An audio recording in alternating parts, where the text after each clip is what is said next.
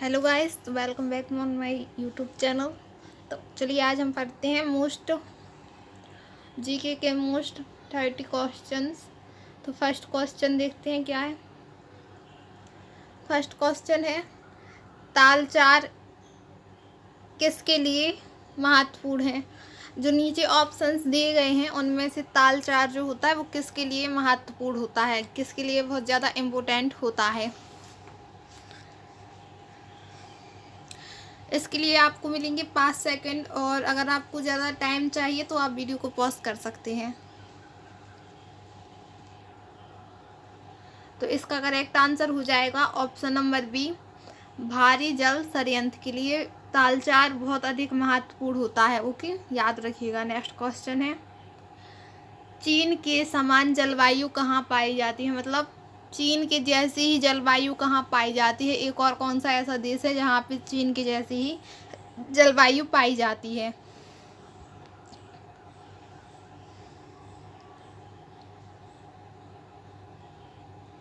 तो इसका correct answer हो जाएगा ऑप्शन नंबर ए, अर्जेंटीना में। अर्जेंटीना में जो है वो चीन के जैसी ही जलवायु पाई जाती है। नेक्स्ट क्वेश्चन है, मानव त्वचा का रंग किसके कारण बनता है। मतलब मानव की जो त्वचा होती है उसका रंग या काला है रहेगा या गोरा रहेगा या कैसे भी रहेगा, तो वो कौन निर्धारित करता है, किसके द्वारा बनता है उसका रंग। ओके, इसका करेक्ट आंसर हो जाएगा ऑप्शन नंबर सी, मेनेलिन के कारण। इसके कारण जो है वो त्वचा का रंग बनता है, कि आपकी त्वचा का रंग डिसाइड होता है कि कैसा रहेगा, गोरा रहेगा, काला रहेगा, सांवला रहेगा, कैसा रहेगा। ओके, याद रखिएगा, मोस्ट इम्पोर्टेंट क्वेश्चन है। नेक्स्ट क्वेश्चन, शरीर के लिए विटामिन डी का निर्माण कौन करता है। शरीर को जो विटामिन डी की आवश्यकता होती है उसका निर्माण शरीर के किस अंग में होता है, ये बताना है आपको इसमें से।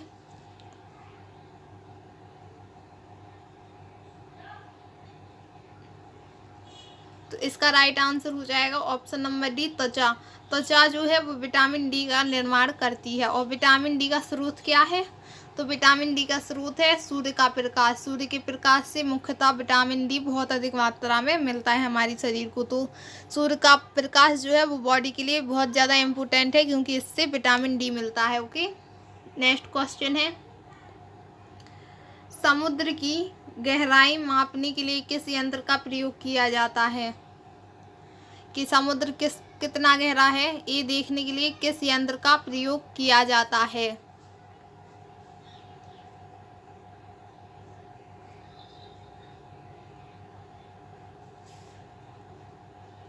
तो इसका करेक्ट आंसर हो जाएगा ऑप्शन नंबर ए, अल्टीमीटर। अल्टीमीटर का प्रयोग किया जाता है ए, समुद्र की गहराई को मापने के लिए कि समुद्र कितना गहरा है। ओके, नेक्स्ट क्वेश्चन है, 6 क्वेश्चन, किस वैज्ञानिक ने डीएनए संरचना का मॉडल दिया था। मतलब किस वैज्ञानिक ने डीएनए संरचना का मॉडल प्रस्तुत किया था, या फिर बनाया था, या फिर दिया था। आपके लिए आपके पास 5 सेकंड का वक्त है, और अगर ज़्यादा टाइम चाहिए तो वीडियो को पॉज कर लीजिए। तो इसका करेक्ट आंसर हो जाएगा ऑप्शन नंबर सी, ए और बी दोनों। मतलब बाल्टसन और क्रिक दोनों ने मिलकर डीएनए का मॉडल दिया था। तो इसका राइट आंसर हो जाएगा ए और बी दोनों। कभी कभी ये ऐसे भी पूछ लिया जाता है, यहाँ पे ऑप्शन में दोनों का नाम एक साथ आ जाता है। तो इसका करेक्ट आंसर हो जाएगा बाल्टन एवं क्रिक ने। ठीक है, क्रिक ने।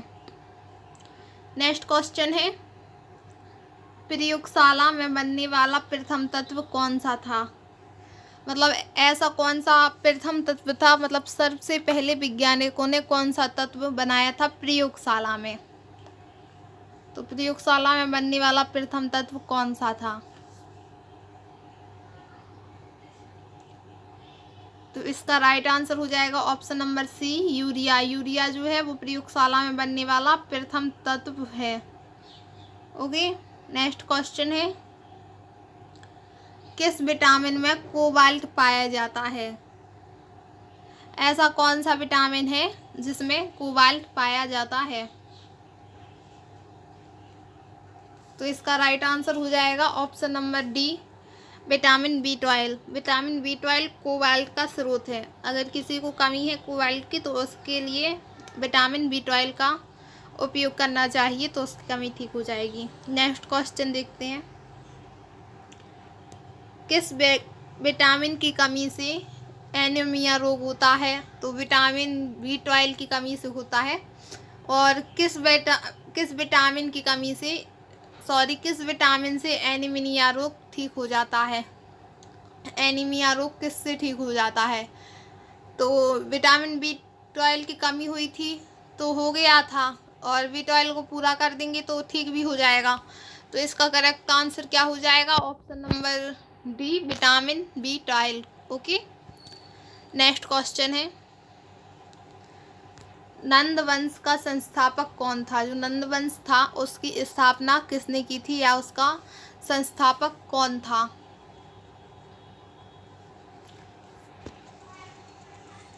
तो इसका राइट आंसर हो जाएगा ऑप्शन नंबर ए, महापद्म नंद जो था वो नंद वंश का संस्थापक था। Okay, next question. साथ ही साथ अगर आपको वीडियो पसंद आ रही हो तो वीडियो को लाइक कर दीजिए, चैनल को सब्सक्राइब कर दीजिए और बेल आइकन को ऑल पे क्लिक कर दीजिए, ताकि आपको हमारी न्यू चैनल की रोज़ रोज़ अपडेट्स मिलती रहें। नेक्स्ट क्वेश्चन है, प्राचीन भारत में पहले विदेशी आक्रमणकारी कौन था? मतलब जो सबसे पहला विदेशी आक्रमण हुआ था भारत में, उसको किसने किया था? सबसे पहला विदेशी आक्रमणकारी कौन था? तो इसका राइट आंसर हो जाएगा ऑप्शन नंबर बी, ईरानी। ईरानी जो थे वो सबसे प्रथम विदेशी आक्रमणकारी थे। और अगर बात की जाए मुसलमान किसने किया था, मुस्लिम ने सबसे पहले आक्रमण, तो उसका राइट आंसर हो जाएगा मोहम्मद बिन कासिम ने सबसे पहले आक्रमण किया था।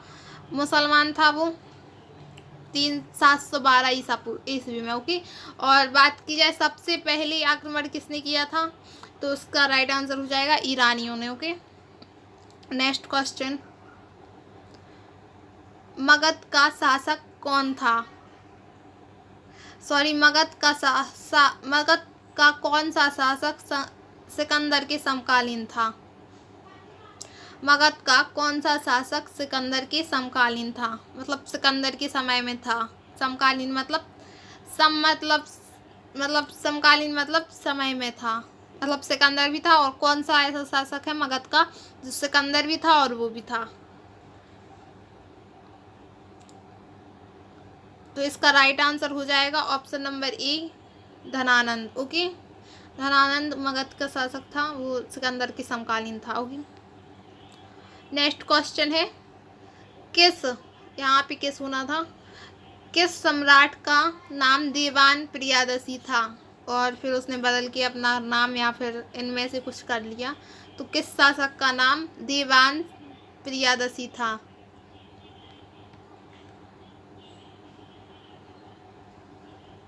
तो इसका राइट आंसर हो जाएगा option number C, Maharana Pratap. Maharana Pratap का जो पुराना नाम था वो देवान प्रियादसी था, लेकिन इन्होंने बाद में सॉरी इसका राइट आंसर हो जाएगा ऑप्शन नंबर ए, सम्राट अशोक। अशोक का जो पुराना नाम था वो देवान प्रियादसी था, और फिर उन्होंने बदल के अपना नाम अशोक रख लिया था। ओके, नेक्स्ट क्वेश्चन है, बिंदुसार ने विद्रोहियों को कुचलने के लिए अशोक को कहाँ भेजा? बिंदुसार ने विद्रोहियों को कुचलने के लिए अशोक को कहाँ भेजा था? तो इसका राइट आंसर हो जाएगा ऑप्शन नंबर ए, तक्षशिला। तक्षशिला में भेजा गया था अशोक को, किसके द्वारा? बिंदुसार के द्वारा। ओके, नेक्स्ट क्वेश्चन, कलिंग युद्ध कब हुआ? कलिंग का जो युद्ध था, कलिंग युद्ध कब हुआ? तो कलिंग युद्ध हुआ था 261 ईसा पूर्व में कलिंग युद्ध हुआ था। ईसा पूर्व मतलब ईसा मसीह के जन्म से पहले 261 साल पहले हुआ था। ओके, 261 साल पहले। नेक्स्ट क्वेश्चन है नंद वंश का अंतिम सम्राट कौन था? और नंद वंश का अंतिम सम्राट कौन था? तो इसका राइट आंसर हो जाएगा option number B, Dhanananda. Dhanananda जो था वो नंद वंश का अंतिम सम्राट था। ओके। और अगर बात की जाए संस्थापक की, तो वो कौन था? महापदम नंद। ओके। नेक्स्ट है राज्यसभा की पहली महासचिव कौन थी? राज्यसभा की जो पहली महासचिव महिला थी वो कौन थी? महिला महासचिव कौन थी राज्यसभा की? तो इसका करेक्ट आंसर हो जाएगा ऑप्शन नंबर ए। इसका राइट आंसर हो जाएगा BS रमादेवी। BS रमादेवी जो थी वो पहली वित्त सचिव थी। ओके। नेक्स्ट क्वेश्चन है पांडुचेरी को किस वर्ष भारतीय संघ में शामिल किया गया? पांडुचेरी को किस वर्ष भारतीय संघ में शामिल किया गया था? तो इसका करेक्ट आंसर क्या हो जाएगा? किस वर्ष किया गया था? इसका राइट आंसर हो जाएगा ऑप्शन नंबर ए, 1962 में पांडुचेरी को किया गया था। ओके। नेक्स्ट क्वेश्चन है भारत का संविधान भारत को किस प्रकार वर्णित करता है? किस प्रकार वर्णित करता है? भारत क्या है, मतलब इन आंसर क्वेश्चंस में ये इसका आंसर बताना है कि भारत क्या है। इन चारों ऑप्शन दिए हैं आपको। तो इसका राइट आंसर हो जाएगा option number A, right answer. Okay. तो इसका राइट आंसर ऑप्शन नंबर ए हो जाएगा। नेक्स्ट है 20 क्वेश्चंस है। वह कौन सा है जिसका अध्यक्ष उस सदन का नहीं होता? वह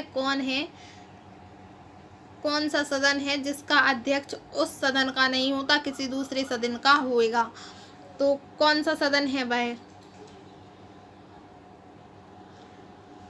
तो इसका राइट आंसर हो जाएगा option number C, Rajya Sabha. Rajya Sabha का जो अध्यक्ष होता है वो राज्यसभा सदन में से नहीं होता है, किसी अन्य सदन में से होता है।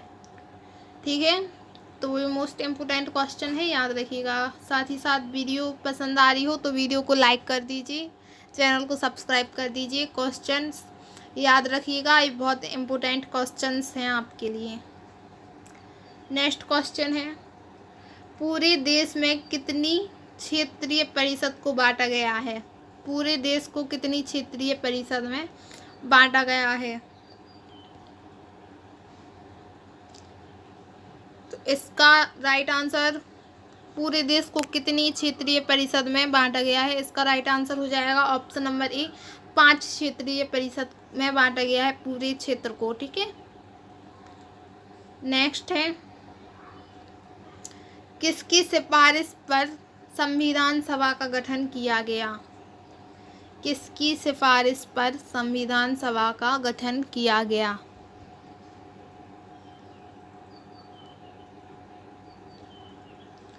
तो इसका करेक्ट आंसर हो जाएगा option number C, cabinet mission योजना की सिफारिश पर संविधान को बनाने के लिए एक सभा का गठन किया गया, जिसे संविधान सभा कहती हैं। ओके। नेक्स्ट क्वेश्चन है जवाहरलाल नेहरू के निधन के पश्चात प्रधानमंत्री पद किसने ग्रहण किया? प्रधानमंत्री पद किसने ग्रहण किया जवाहरलाल नेहरू के निधन के पश्चात? तो इसका राइट आंसर हो जाएगा option number C, Gulzarilal Nanda. Okay. Most important question, याद रखिएगा, काफ़ी बार पूछा गया है। नेक्स्ट है मेसोपोटामिया की सभ्यता कहाँ विकसित हुई? सबसे प्राचीन सभ्यताओं में से एक है मेसोपोटामिया की सभ्यता। ये कहाँ पे विकसित हुई थी?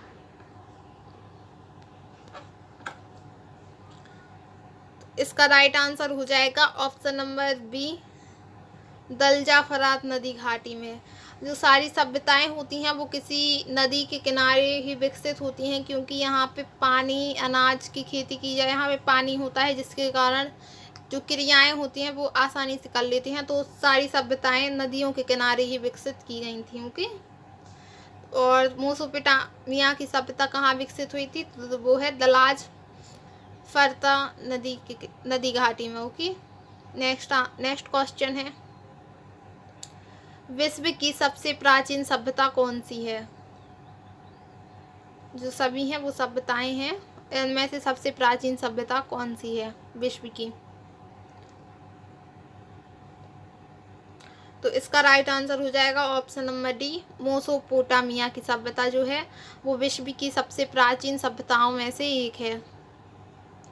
नेक्स्ट क्वेश्चन, एक है नहीं, सबसे प्राचीन सभ्यता जो है वो मेसोपोटामिया की सभ्यता ही है। नेक्स्ट क्वेश्चन है, किसके द्वारा आग के उपयोग का साक्ष्य मिलता है? प्रथम उपयोग का मतलब कौन सा? मुझे सब मानव हैं, मानव की प्रजातियां हैं, इन्होंने सबसे पहले इन मानवों में से किस मानव ने आग का उपयोग किया था और उसका साक्ष्य मिला है?